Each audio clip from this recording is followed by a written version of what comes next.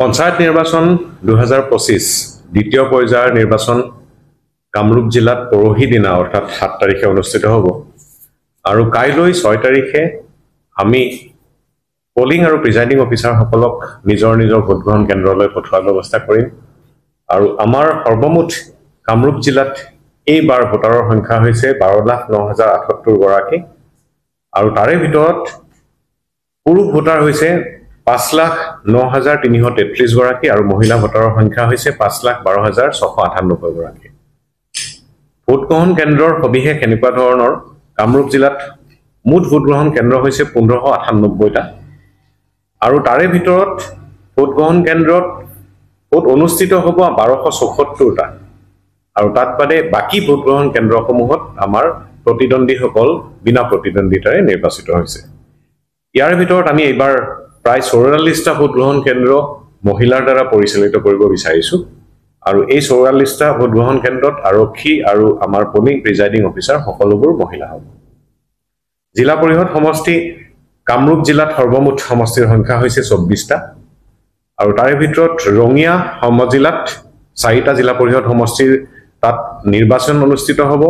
strong room তাত হ'ব আৰু কাউন্টিং আৰু আটাইখিনি কাম পৰিচালনা ৰঙিয়া সমজিলা কাৰ্যালয়ৰ পৰা হ'ব আৰু ঠিক তেনেকুৱা ধৰণে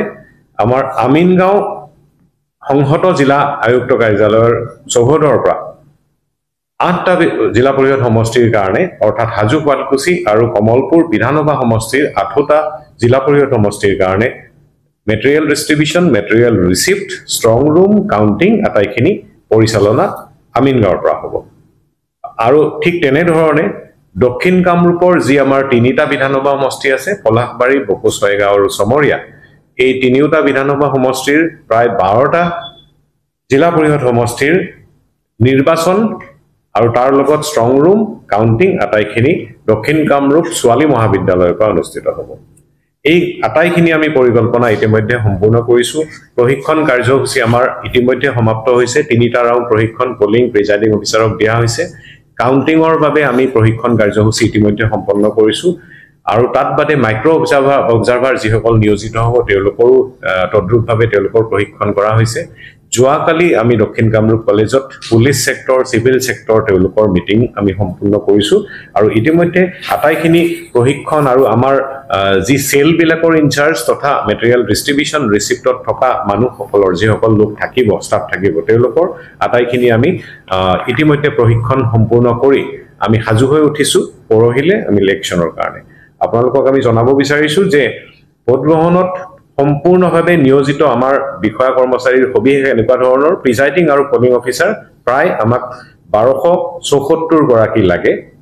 আৰু তাত বাদে আমি ৰিজাৰ্ভ প্ৰায় 15% আমি ৰিজাৰ্ভো ৰাখিছো এইখিনি আটাইখিনি আমাৰ ইতিমধ্যে এপইন্টমেন্ট লেটাৰ ইস্যু হৈছে প্ৰশিক্ষণ মই অলপ আগতে কোৱাৰ নিচিনাকে প্ৰশিক্ষণ কাৰ্য সম্পূৰ্ণ হৈছে আৰু তেওঁলোক সকলোৱে সাজু হৈ উঠিছে আমাৰ পৰহিলে ভোটগ্ৰহণৰ বাবে কাইলৈ আমি প্ৰায় 7 বজাৰ পৰা মেটেৰিয়েল ডিস্ট্ৰিবিউশন আৰম্ভ কৰিম এই 3টা আমাৰ দক্ষিণ কামৰূপ কলেজ ছোৱালী কলেজ আৰু তাত বাদে আমিনগাঁও জিলা আয়ুক্ত কাৰ্যালয় আৰু সমজিলা আয়ুক্ত কাৰ্যালয় ৰঙিয়া 3 ঠাইৰ পৰা মেটেৰিয়েল সামগ্ৰীসমূহ বিতৰণ কৰা হ'ব আৰু আমি আশা কৰিছো যে তেওঁলোকে প্ৰত্যেকজন পোলিং প্ৰিজাইডিং অফিচাৰ আৰক্ষী সহকাৰে তেওঁলোকে নিৰ্দিষ্ট সময়ত তেওঁলোকে নিজৰ নিজৰ গন্তব্যস্থান পাবগে আৰু নিৰাপত্তা ব্যৱস্থা সম্পূৰ্ণৰূপে সুৰক্ষা ব্যৱস্থা কটকটীয়া কৰা হৈছে আমাৰ যিসকল সুৰক্ষা কৰ্মী আন জিলাৰ পৰা আহিবলগীয়া আছিল প্ৰথম পৰ্যায়ত ভোটৰ পিছত তেওঁলোক আমাৰ জিলালৈ আহি পাইছে আৰু তেওঁলোকে নিৰ্দিষ্ট ঠাইত নিয়োজিত হৈছে গতিকে সুৰক্ষা ব্যৱস্থাটো আমি তদাৰক কৰিছো আৰু আশা কৰিছো আপোনালোক সকলোৰে সহযোগত আৰু বতৰটোৰ কাৰণে আমি মানে অকমান চিন্তিত হৈ আছো কাৰণ বিগত কিছুদিন বতৰটো আমাৰ অনুকূল নাছিলে গতিকে অকল বতৰটোৰ কথাই আমি চিন্তা কৰিছো তাত বাদে আমি কামৰূপ জিলা প্ৰশাসন সম্পূৰ্ণৰূপে সাজু